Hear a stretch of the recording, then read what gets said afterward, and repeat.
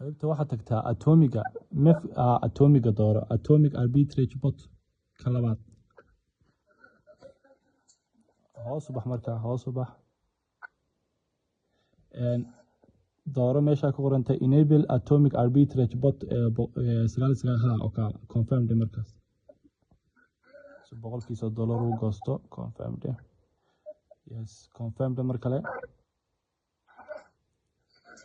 already waad iibsatay hoos u bax hadaba hoos yar bax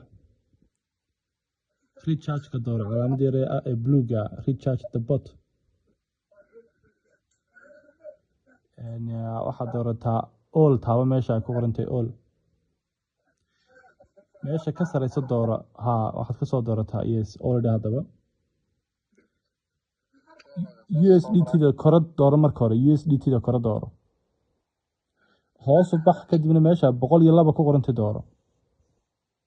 yes all taaba hadaba marka yes 60 ka cishaad ku xiran doontaa soo maaha 60 kaas ayar fiican waa isku mid labaduba laakiin kan waxa weeye imsa bilood 3-4 bilood way kana 2 bilood way waana isku qaab waana marka 60 ka ku xidhan 60 kaas ayar fiican marka confirmed yes confirm un taabo yes